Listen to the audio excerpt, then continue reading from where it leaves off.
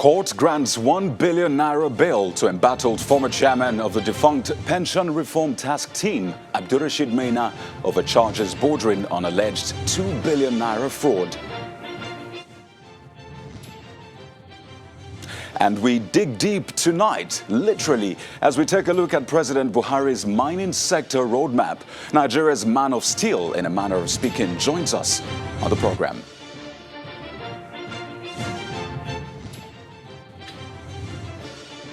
Hello everyone and welcome to the program. This is Politics Today, live on Channels Television. I am Ajaokuta, sitting in for Seun Okinbaloye. Well, let's begin with an update on the corruption case involving Mr. Abdurrashid Mena, who is standing trial over allegations of laundering over 2 billion naira. Well, just moments ago, a federal high court sitting in Abuja granted bail to the former chairman of the defunct Pension Reform Task Team in the sum of 1 billion naira with two sureties in like sum. Now, both sureties must be serving Nigerian senators with no criminal cases before the court, and both must have fully developed landed property in the nation's capital. The trial judge, Justice Okonabang, also ruled that Mr. Mena is required to submit his American passport, his Nigerian passport, and diplomatic passport, that if he has any. But there's more in this story, because earlier in the day, a medical report submitted to the court by the Nigerian Correctional Services had declared Mr. Abdurrashid Mena fit for trial. And that's after the trial judge ordered an examination of the defendant after he complained of being ill. So that's the latest on that case. But as you know, there'll be more in the coming days, and we'll be here to bring you all the details. Well, that's right. Well, let's now dig deep, literally that is, as we shift our attention to a key sector, and that's in terms of potential. We're talking about mines and steel. You might agree that Nigeria is not only blessed with vast human capital resources. Yes, we have an estimated 200 million people, half of whom are youth, but we are also well endowed when it comes to solid minerals. And just to put this in perspective, Nigeria is enriched with over 40 types of minerals across over 450 locations. Now, this ranges from iron ore to marble, gypsum, silver, granite, gold, gemstones, and the list goes on and on. But all these resources account for less than 1% of the country's GDP. You might recall reports that emerged that, well, there's a planned ban on steel importation in the country. So tonight, we'll take a look at the effect of this, just to put this in perspective. Botswana, for example, has the mine sector, remitting about 40% of its GDP. In South Africa, it's almost 20%. So simply put, this sector in Nigeria is underutilized. But there's a silver lining tonight, as it appears that a lot more attention is being paid to the sector in recent times. So let's speak with the man in the center of it all. We have the Honorable Minister for Mines and Steel Development, Architect Olamilekan Adegbite, joining us tonight on the program. He joins us from our Abuja studio. Thank you so much for joining us on the program tonight. Thank you so much. Well, let's just get right into it. Now, some have, referred to you as Nigeria's man of steel, in a manner of speaking. And what we know about the man of steel is that he has some superpower. And that appears to be something you might need if we're looking to, boost that sector to at least contribute substantially to Nigeria's GDP. So before we look at that contribution, we'd like you to walk us through how much potential this sector, mines and steel, how much of a potential does it have in Nigeria? Talking about revenue generation, employment creation, and the whole value chain. How much potential do we have in that sector? Thank you so much. The potential, of course, is so much. Nigeria relied so much on the mining sector, especially when the colonials were here. Nigeria was quoted copiously on the London Metal Exchange. We were exporting coal and, of course, tin from Jos in those times. And Nigeria more or less relied on that when the colonial masters were here. With the advent of oil and gas, focus shifted. And, of course, everybody went into oil and gas, and mining went into decline. But President Buhari has taken the bull by the horns since he came into office to use mines and steel to diversify the economy and, of course, generate employment for the people. One of this is that he's funded the ministry, the sector, more than any other person in the past. My immediate predecessor in office, of course, started a lot of reforms that led to the roadmap that for mining, which is supposed to take us to the destination. This roadmap was launched in 2016. It's a guide of about 10, 15 years that tells us the steps to take and where we should be at the end of 15 years. Of course, with some twinkling there, here and there, of course, we're still on course. But to answer your question in short, the potential in mining and steel is so much that it can even surpass oil and gas if it's properly well analyzed. Well, that's actually very audacious. But we'll also get into, the recommendations from that particular document, that 2016 document, in a moment. But let's go back to this time last month. I recall that you accompanied the president to Russia. And also, we recall that there were reports that Nigeria actually requested that Russia, come back to this country to get involved in Ajaokuta Steel. Yes, that's something that will form a major part of our discussion tonight. So we'd like to get an update. At what stage is that agreement at this moment? Well, that's true. I accompanied President Buhari to the Russian-African Summit.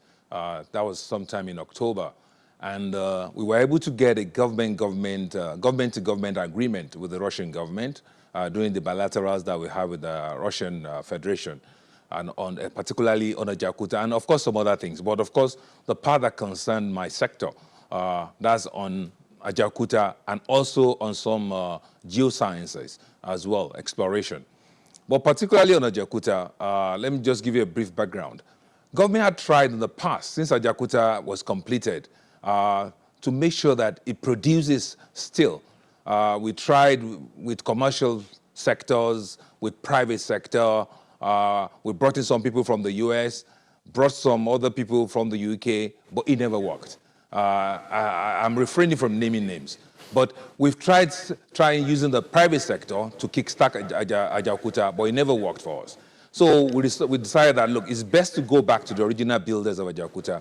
Ajaokuta was built by the Soviet Union in those days, particularly between Russian Federation and Ukraine at that time.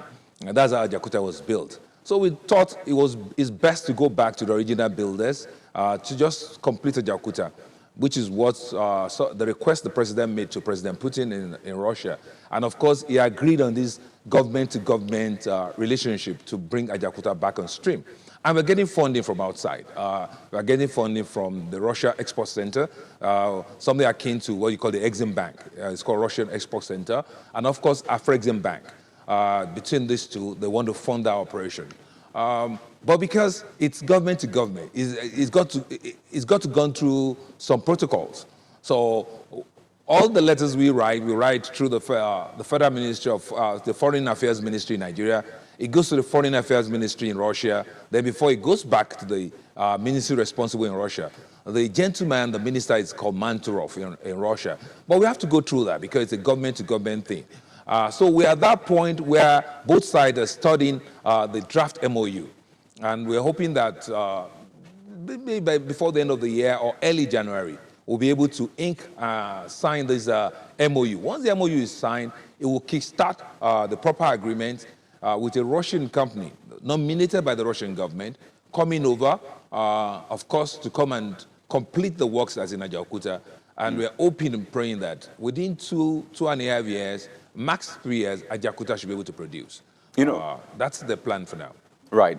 Another big question is what happens to the past concessions. But speaking of that, those concessions, as much as you want to refrain from, putting out names, there's this big question on the minds of Nigerians. Will there be a probe into what exactly happened over the course of the last, few years, such that Ajaokuta did not get working? So will there be some sort of probe so that we can get at least consequences for some of the actions that were taken in the past? Well, I would say, that's not within my purview, actually. Mr. President would decide on the best course of action on that. But sincerely, I've been mandated to get this sector working, and I want to focus, move forward. There will be some distractions, especially from actions in the past, but we want to look beyond that. It's not impossible that you may be hearing very soon that some people are going back to arbitration in the UK and all that. But you see, all that will be distraction. We must keep our focus, face this particular task ahead, and make sure Ajaokuta produces.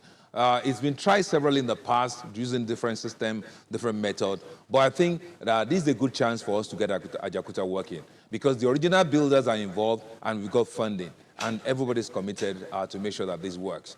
So, all right, I'm not focused on what has happened in the past. We've learned our lessons from that, which is why we're doing government to government now. But nevertheless, Mr. President will take appropriate action as to what had happened in the past. Sincerely, I must tell you, this has been going on for over 20 years. All right, so let's talk about that roadmap for the growth and development of Nigeria's mining industry, that 2016 document. Now, you mentioned that some areas will be tweaked and implemented. So we'd like you to walk us through what areas are you planning to bring on board and what are you planning to perhaps tweak when it comes to that document? Well, the document itself is a live document. It talks of immediate, those things that were supposed to happen within 6 months of it being released in 2016.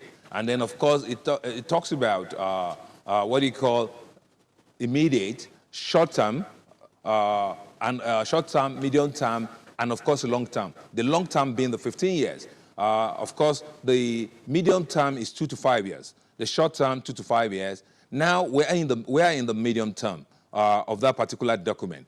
And the document itself had made provision, because assumptions were made, all things being equal. In cases where all those things are not equal, the document itself allows for you, to tweak with certain the present-day realities, and that's what we're doing. For instance, Nigeria recognized and established 7 strategic minerals. We've got over 40, about 43 minerals in Nigeria that are very valuable. But we thought, look, these 7 are very critical, and they will get us to where we're going faster. Gold is one of them, iron ore, lead, zinc, barite, and others, about 7 of them. But let me talk about barite, which is one of the twinkling we're doing now.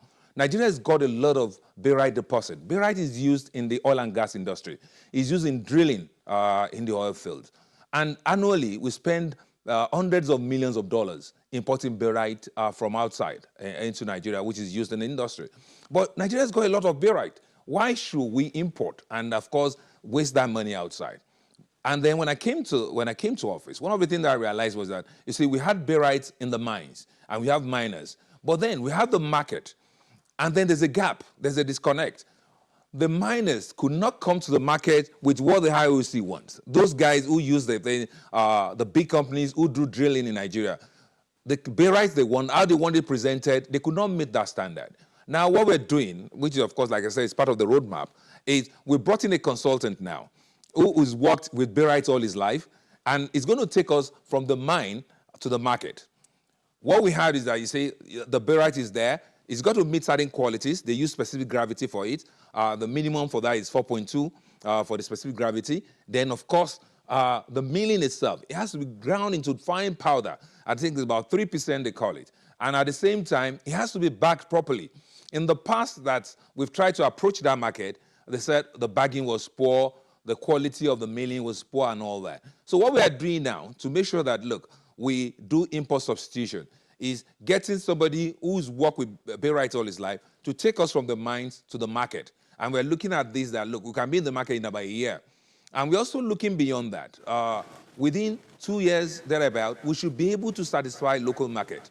Right. And of course, with the help of the local content board that we have in the oil and gas industry, we can put a stop to importation of barite into Nigeria because we've got plenty of it. Definitely. Of course, in the south, of course, in the middle belt, in the north, it's all over this country, and we have barite. So Honorable Minister, one thing I would like you to also touch on is this controversy about who owns the land and who owns what's under the land. There's the Land Use Act and there's the Mineral and Mining Act between the federal and the state government. That has been a major source of controversy in recent times. So we'll go on this quick break, and when we return, we'd like you to explain how you're planning to find your way around that controversy. Who owns the land? Who owns what under the land? That's when we return in a moment. Plus, we take a look at an update concerning the hate speech bill. Join us in a moment. Well, thank you for staying with us. Let's get back to the conversation. And the Honorable Minister for Mines and Steel Development, Architect Olamilekan Adegbite, is still with us on the program. Thank you so much for your patience. So, I was asking you before the break, there's a Land Use Act, says lands belong to state. There's also that Minerals and Mining Act saying what's under belongs to the federal government. So the big question is, on a final note, how are you planning to work around this? Because it's been a major source of controversy. Well, it's not so much a problem that we can't resolve. Luckily for us, just this last week, Thursday, there was a NEC meeting in Abuja here where I had opportunity to present a paper on that issue to the governors. And of course, we came to some sort of understanding. First and foremost, mining itself, it's in the exclusive list in the Constitution. That means only the federal government can deal in mining. And mining, there's one thing about mining, which I was explaining to the governors at this NEC meeting. You don't own the land that you mine on. It's a lease. The mining lease that we give out is, in the first instance, 25 years. And of course, you can be given an additional 20 years, making a total of 45 years. You don't need to own the land to do mining. And that's what we're trying to explain to the governor. So you don't need a C of O. You lease, and then before you even start your mining, you must come up with what you call a reclamation plan. So you submit that, which of course, with your environmental impact analysis, which of course is approved by the Ministry of Environment, Federal Ministry of Environment. Of course, this together is what you use as you move on in your mining. You must keep reclaiming the sites where you have left behind. And basically, we're trying to work with the governors. Yes, they are concerned. And everybody wants to give dividends of democracy to their people. So they're looking for the extra revenue, which is why they're going into mining in states. Most states' government now have a Ministry of Mining, which is anomalous. You're not supposed to have ministry because it's exclusive. So we're trying to work with them. Federal government has granted this 13% derivative already. Whatever the federal government makes, it goes into the federation account from mining. That's true royalty. And 13% derivation, just as in oil and gas, goes to the states where this royalty comes from. The ministry tabulates that on a monthly basis and, of course, gives it to the Federal Ministry of Finance so that each state gets what is due to it from the 13%. Okay. A committee has been set up, and, of course, we keep working at it. Governors want to get money from mining so they can satisfy their people, but we're telling them it's like oil and gas as well. The people, the states where we get this oil and gas from, if they decide to appropriate that, then it becomes a problem. They need to see mining just like we see oil and gas. And we're working with it. It's a work in progress. Definitely. I guess that's a good place to birth tonight. But we'd like to thank you so much for sharing your thoughts with us on the program. We've been speaking with the Honorable Minister of Mines and Steel, Architect Olamilekan Adegbite. Thank you so much for joining us on the program. Thank you.